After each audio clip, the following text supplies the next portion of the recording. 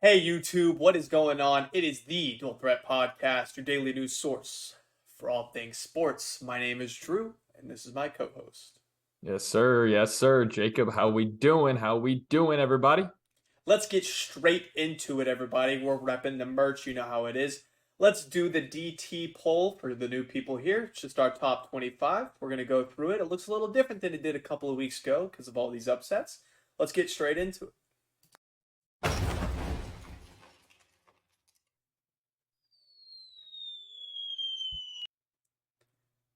All right, Jacob, why don't you start us off with your 25 here?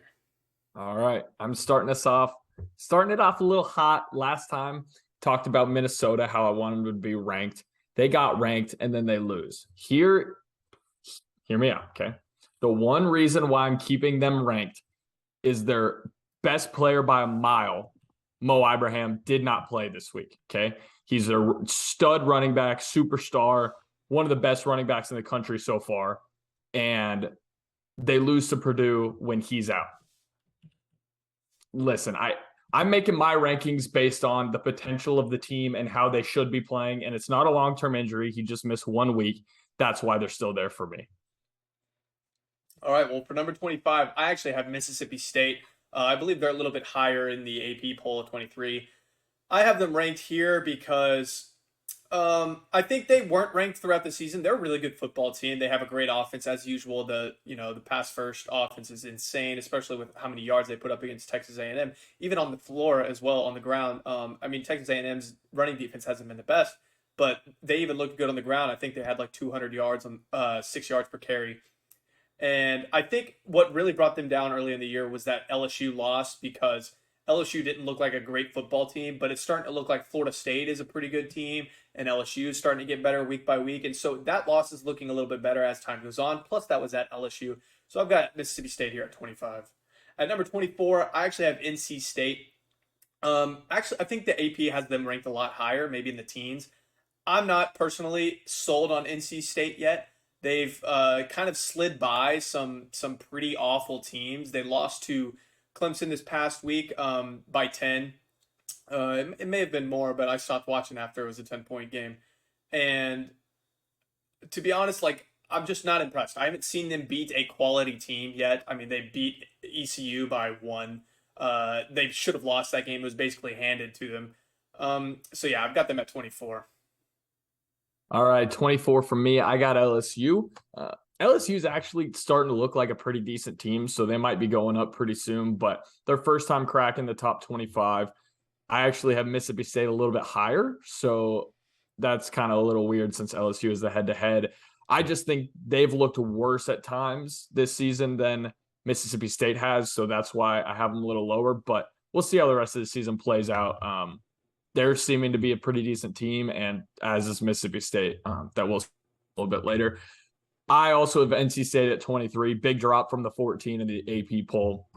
All the same stuff you said, squeaking out close wins and then not beating Clemson. Like, that's a game you need to win if you're going to try to win the ACC. So, got to have that one, and they came up short. So, Right, yeah. And real quick, I've got LSU at 23.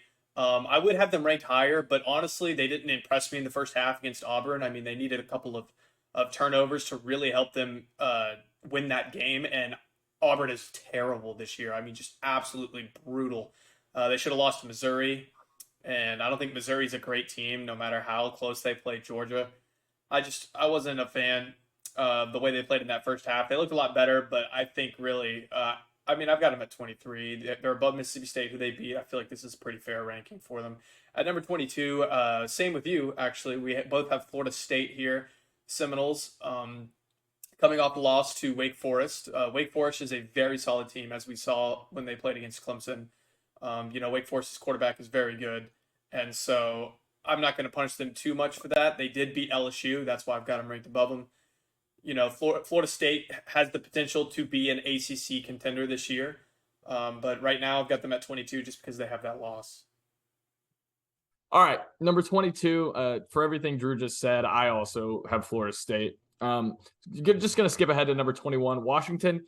They were clearly ranked too high after beating a bad Michigan State team. So you still got to keep them ranked, but losing to UCLA, they're dropping and they're dropping fast. If they lose another conference game in the next couple of weeks, granted they played some really bad ones, but if they lose when it comes to Cal and Oregon State and Oregon later in the season, like they're not going to still be ranked. So yeah, that's kind of where I'm at. All right. Well, for number 20, I have Kansas State. I think Kansas State, I've got them pretty low just because I think the Oklahoma win might be a little bit more weighted than any other game this year. I think Oklahoma's not that great this year. I mean, Oklahoma was so overrated because they beat a bad Nebraska team by so much.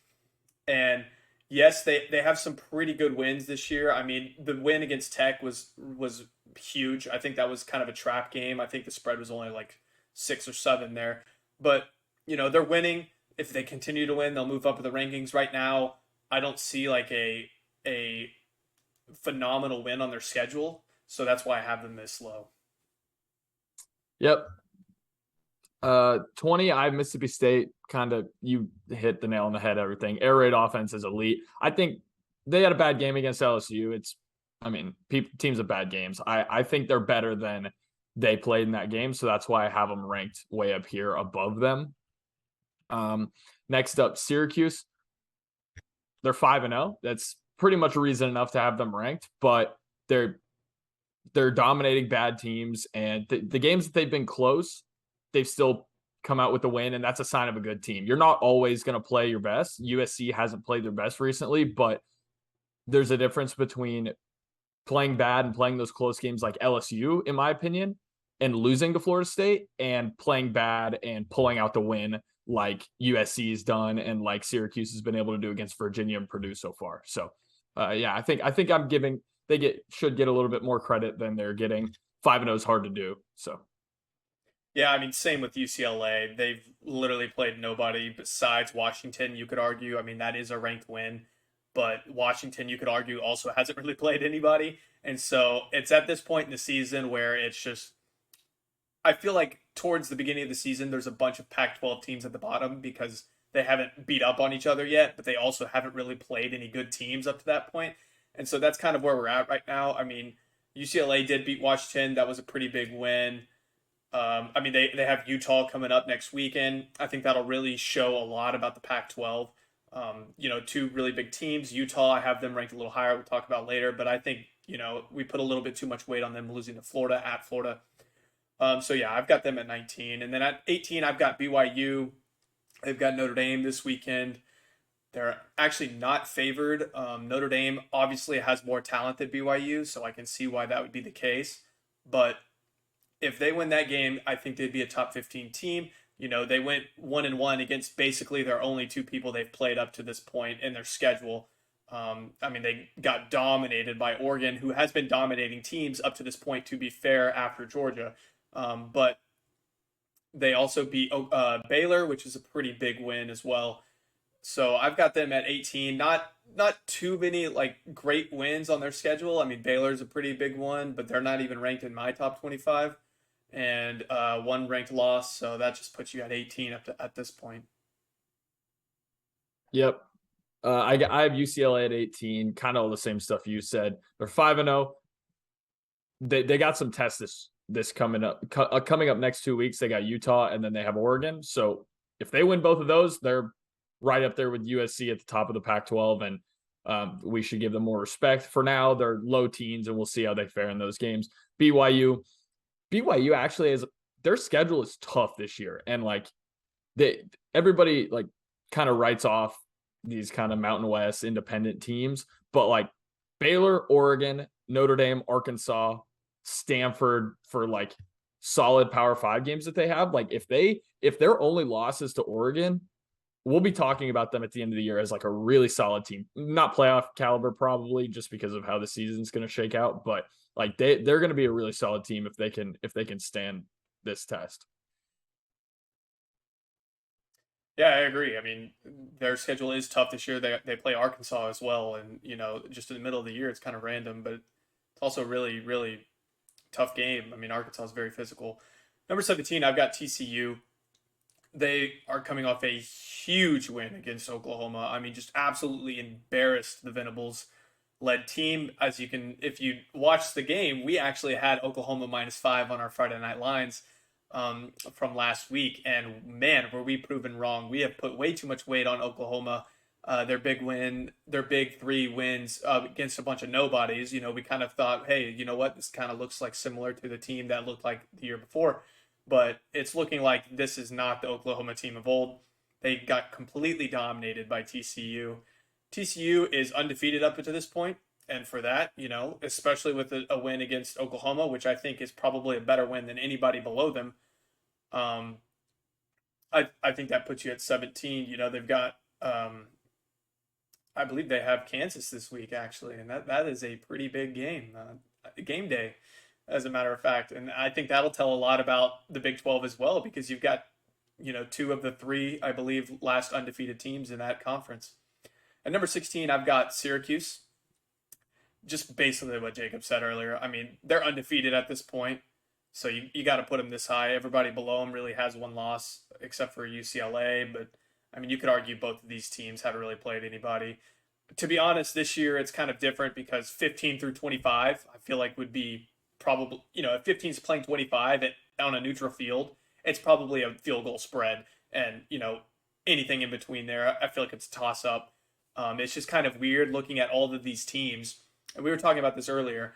It's just all these like teams that are normally not great seem to be really good this year.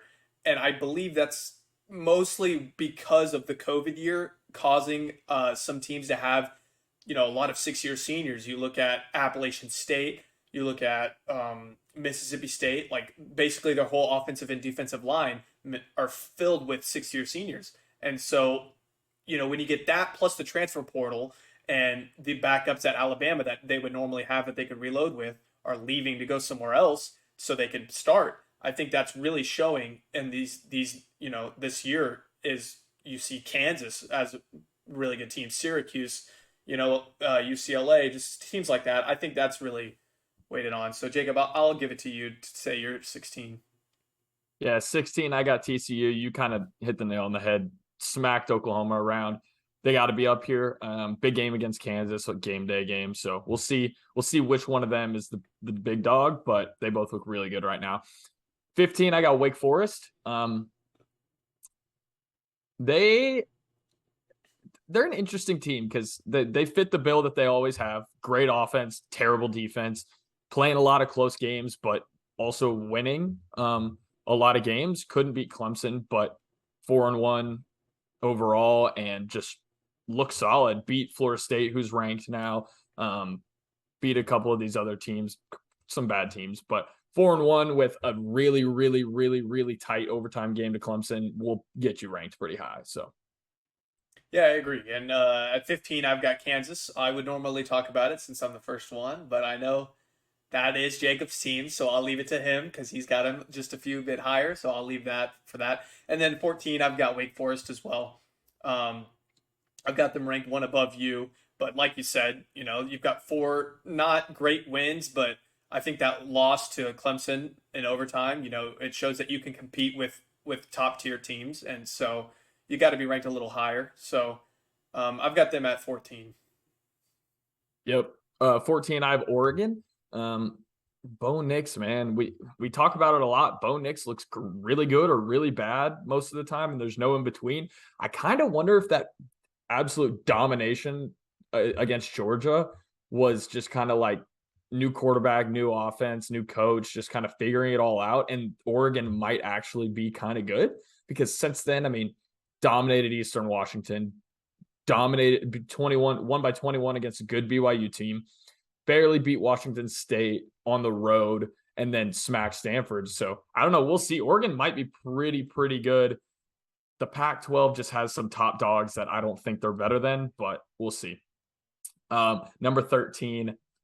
The boys are officially ranked, and I want them ranked higher. We've been calling for the last about 2 weeks that Kansas should be ranked, and they finally, I think someone at the Associate Press was scrolling through YouTube and they saw the Dual Threat podcast and they said, man, these guys might be right about this. So they put them in there, but not high enough. And they will learn this weekend when Kansas smacks TCU at home as 7-point dogs that Kansas is legit. Hey, listen, When will Vegas learn? I don't know. They're just going to let sharks like me keep betting Kansas money line and bringing home the bacon. Listen, Kansas did not look good on offense this week. I will give them give I think Iowa State deserves some more credit. We talked about it in our preview that Iowa State's defense has been good, and which side's going to break more? Iowa State's defense or Kansas's offense? Kansas offense got tested. But at the end of the day, the Jayhawks came out on top and are 5-0. They're not getting disrespected anymore. And this game against TCU, realistically, it could go either way, whatever. I'm not saying Kansas is going to beat them by 30. But if Kansas wins this game, they have a legitimate shot to win the Big 12 if they keep playing like this. So that's all I'm going to say. 13, I have TCU at 16. So it's pretty much, they're close enough to where the winner is going to be ahead of the other one. That's just what I'm going to say about the dogs, Kansas. Yeah, you said it, man. I don't even have to say anything. That's why I gave it to you instead of talking to myself. 13, I've got Oregon. Like you said, Bo Nix is hit or mix. Hit or mix. Get it? Mm. Yeah, he's pretty bad sometimes, but he's also pretty good. I mean, he's been great the past few weeks. Pretty bad against Georgia. I think really when Bo Nix plays a great defense, he's not very good, and I think that's why he's really stood out these past few weeks. If you look at his entire career, he was great at Auburn when he was playing non-conference teams such as Oregon his freshman year when he won. It's just kind of like that already. I think Bo Nix will look good until he's tested against really good defenses. I mean, no offense, but I don't think Stanford is the best test. But I went ahead and put them at 13 because they've been dominant these past few weeks, and that's more than you can say for half the top 25. Number 12, I've got Kentucky as well as you do. Kentucky coming off a close loss where they basically handed Ole Miss the win. I mean, that should have been Kentucky's win. I will give credit to Ole Miss. They forced a couple of turnovers, but I would argue that one turnover was a targeting call that they missed. I think Kentucky should have won this game regardless. I mean, I can't blame it on the refs. Kentucky, they have a tough schedule ahead of them, but I believe Kentucky could potentially be a winner in the East, but they've got to get their turnovers under control, and they've got to get those little mistakes such as missing so many field goals. You know, I mean, you miss 2 extra points, a field goal in the first half, that's going to cost you in the end, especially when it's coming down to the fourth quarter. So, yeah, that's who I got at 12. Yep.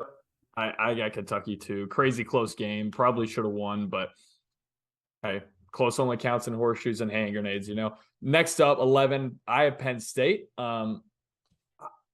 Listen, I'm a little scared that Penn State is going to be the new Michigan. I think Michigan has taken a step up in these past 2 seasons, but Penn State just feels like they're going to be really good, top 10 team, and then they're going to play Ohio State and just get dominated like Michigan historically has. And I kind of feel like that's what's going to happen to Penn State. And I think they're going to lose pretty bad when they play Michigan too. But you can't base the rankings on what you think is going to happen in the future. Maybe I'm wrong. Maybe they're going to be really good, but we'll see. That's why 11, because they have looked really solid this season and they're 5-0. They play Michigan this week though, so we'll see how they stack up against some other Big East teams. Yeah, number 11, I've got Utah. Honestly, I think we put a little bit too much weight on the Florida loss at the beginning of the year in the Swamp. That's a hard place to play. They were very physical with Florida, and that's a lot to say as a Pac-12 team. That's not usually a great matchup, Pac-12 versus the SEC. And since that loss, I mean, they scored 73 points. I mean, it was Southern Utah, but there are a lot of offenses in the country that can't score 73 points against air, and so you got to give them credit there. Only a few teams have done that this year. I believe Ohio State is probably the only other one that I can think of at the top of my head. They've beat everybody soundly since that loss against Florida. They have covered in every single game. They beat Oregon State, who took USC to the wire 2 weeks ago, and so you got to give them credit. I mean, they beat them 42-16. So I've got them at 11 just because I'm not entirely sold on them being a top 10 team yet. I don't think they have that win that says, okay, you're now in the top 10. And so I think they can get that this weekend against UCLA, but that's where I've got them just because they don't have a ranked win at this point. And then at number 10, I've got Ole Miss. Same where you have them. Ole Miss, they've beat on some bad teams. We talked about them before. They hadn't really proven themselves yet. And honestly, I feel like even after that Kentucky game, I'm not sure where they are. They came out dominating in that game, and then they kind of took their pedal off the gas a little bit. And you could see Kentucky start to slowly crawl their way back in the game. And then Kentucky should have won that game, in my opinion. And Ole Miss stole one from them. I'll just kind of leave it at that. And so I put them in the top 10 because they do have that ranked win. They are undefeated at this point. And, this year that's kind of enough to be in the top 10. But that's where I've got them. Yeah. Yeah. I think you mentioned Utah doesn't have a ranked win, and Ole Miss, same kind of vibe. They don't have that loss, but they do have that big win. So I think that's what kind of separates them. I say that I have Utah at 9, so that doesn't really make any sense. But I discredit. Like you said, I discount a lot less for that Florida loss than a lot of other people do. I think Florida hasn't looked great, but playing in the swamp, playing an SEC team that is going to have good talent. So they can win any game. Right now, it seems like they could also lose almost any game, but we'll see. We'll see. I think I think they're the most physical team in the Pac-12 by a mile. I think their defense is significantly better than USC. I just don't know if it's going to be enough. I think USC's offense is elite, but we'll see. They're a really solid looking team, and they're realistically one win away from being in that top conversation if they beat USC later in the season. So, yeah, at number 9, I've got Penn State, basically for the same reasons you said. I mean, they beat up on Auburn pretty badly, but Auburn has looked terrible. They're undefeated at this point. I think realistically, you could probably switch them and Ole Miss, but I think this weekend is a huge opportunity for Penn State to show that they are one of the best teams in the country. But the reason why I have them so high is because in the past, when they've been a top 10 team and they were able to beat ranked teams, they would play to their level of competition as well. They would play not so great teams and play them close, such as Auburn last year. And it doesn't seem like they're doing that this year. They're beating teams pretty soundly this year. And so I've got them at 9. Number 8, I've got Tennessee. I think that the Tennessee Volunteers are a very good team this year, and they are probably, if Georgia plays like they did last week, Tennessee will win the SEC East, in my opinion. I think Tennessee has looked like the most, how do I say this? Like the best team every week in the SEC East. I think Georgia has been very up and down, especially last week and the week before that. They haven't played that great.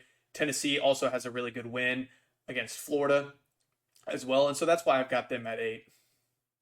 yeah, I pretty much got nothing else to say. Tennessee, I mean, what you see is what you get. They've been playing really good. Hendon Hooker's been really good.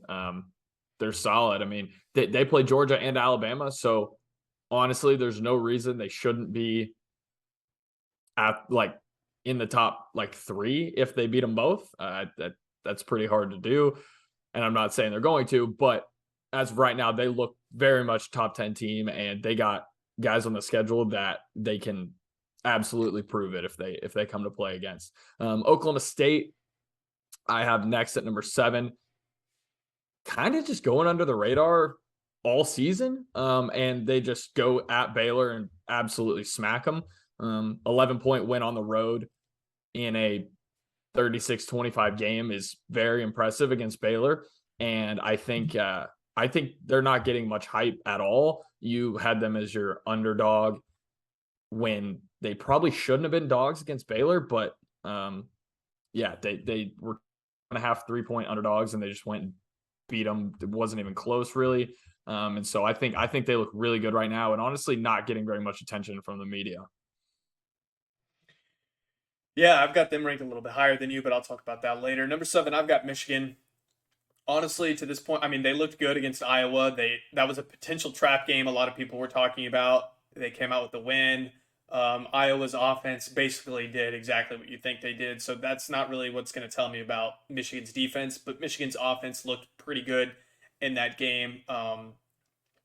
And so yeah, I'm going to put them at number 7. Like we talked about with Oklahoma State, they also or Tennessee, they also have teams that they're going to play later this year that will prove if they are a playoff team with Ohio State and the rest of the Big Ten. So number 6, I've got USC. I've bumped them down from 4. I kind of slowed my brakes on the USC hype, I guess you could say, but I think with these past few weeks, it's kind of shown that USC does have weaknesses, especially in the defensive end. And with I mean, sometimes their offense doesn't really click as well. When they were playing Oregon State, that's a game that you could argue that they probably should have lost. And so I bumped them down a little bit to 6. They play Washington State this weekend, who is a team that's very under the radar this year as well. And so look for that game this weekend. Yeah, number 6, I have Clemson. I think, you know, overtime game last week, and then 10-point game this week, but it actually was pretty close for a decent amount of the game against NC State. I just DJ, as of now, been doing everything he needs to do to win, which is really all you can ask for. So I'm not obviously knocking them down. They're still number 6. I don't know. It just feels like they're not dominant right now. Maybe that'll change. Maybe he'll find his rhythm, but it just for now it just seems like Clemson is a notch below where they have been, and they're playing a lot of these ACC games close, whereas before they would just run through the ACC and it wouldn't even be a competition in any of those games. So 6 isn't obviously a knock. I just have them a little lower than they have been. 5, I have Michigan. Pretty much same stuff you said, and kind of I mentioned it a little bit earlier. Michigan just feels like a different team these last 2 years. They have the same identity as a team, run the ball, play action, good defense, but they're playing better in big games than they have previously. Previously, they would, maybe look bad against Michigan State or against Penn State and always lose to Ohio State. Recently, that's not been the case. Obviously, beating Ohio State last year and just beating all these teams that they should beat, which they have been known to lose those games before. So I think they're this year compared to normal, but yeah, they still have Ohio State at the top, so still got to beat them again if they want to dance at the end of the year. Yeah, number 5, I've got Oklahoma State. Like you talked about, they were my underdog of the week. I really don't know why they weren't favored in that game, to be honest with you. They are clearly the better team. Spencer Sanders did exactly what you thought he would do as what he looks like to be a 45-year-old man. He was the leader in passing yards, the leading in rushing yards, 2 total touchdowns. That's what you need in a 12th year quarterback, like what it feels like at Oklahoma State. I mean, he has so much experience there, it feels like. I don't know, maybe it's just me. He's just one of those players that feels like he's been there for forever.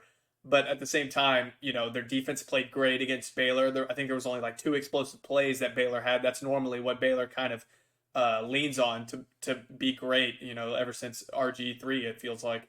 But that's what I've got. I've got them at 5. I think they are the favorite to win the Big 12. Unfortunately, sorry, Jacob. I think that would be my team to beat. But I think they play Kansas in the Big 12 championship. Number 4, I've got Clemson.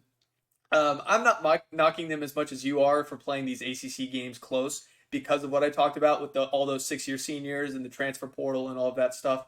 And so that's why I think the ACC has just gotten better. I don't think Clemson has necessarily. I mean, yes, they're not as elite as they used to be, but to be honest with you, it doesn't look like anybody in college football this year is as elite as they usually are.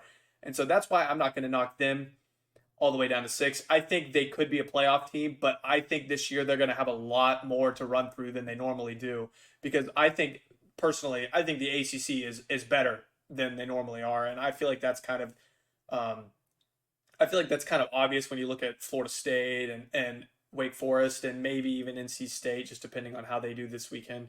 But yeah, I've got them at number 4. Yeah. Number 4, I had USC. Honestly, I mean, you could argue kind of the same vibe as Clemson, playing some of these games closer that they shouldn't be. I My thing is Clemson's Dabo's been there forever. DJ's been there a couple of years. USC, their whole team is transfers. It's like the first day of school when they get to campus. Like, I don't know, new coach, new quarterback, new receivers, new defense. I still think they're a little trying to figure it out. We've seen them dominate on offense, and I mentioned I'm a little worried about their defense. Maybe that's the case. We'll see how it goes. But I still think their offense can put them above almost any team in the country. Number 3, I have Ohio State. Not much to say. We know Ohio State. They've been the same for years, and there's really nothing different. Couldn't cut. You know what they say though. Good teams win, great teams cover, and they couldn't cover against Rutgers by half a point. So, not saying they're not great, but not saying they're not great. Fair point there, Jacob. I've got Ohio State at 3 as well, just because, Rutgers. I mean, come on now. I'm just kidding. But they didn't actually, I believe in the entire first quarter, Rutgers, it might have been like 7 minutes into the first quarter, but Rutgers was leading them 7-0. But yeah, I don't know. I mean, that may be some kind of weaknesses to look for in Ohio State, especially their defense. I'm not really a fan, not sold on it yet. Number 2, I've got Georgia. I dropped them just because, I mean, they didn't play great against Missouri. They should have lost, is what you could argue. But yeah, I've got them at 2. And then obviously at number 1, I've got Alabama as well. We both do.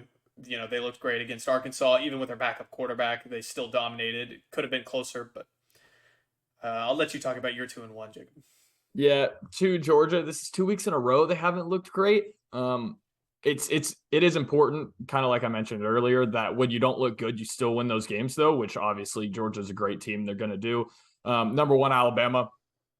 They let it get really, really, really, really close for a second there against Arkansas, and then the backup quarterback came in, and Jahmyr Gibbs had back-to-back 75-yard touchdowns, and they were basically like, "Yeah, we're still Alabama." And I think that's what separates them and Georgia and kind of Ohio State apart is they lose all these talent. They lose the talent from last year, and they lose talent mid-game, and they regroup and they say, you know what, we're still going to dominate you.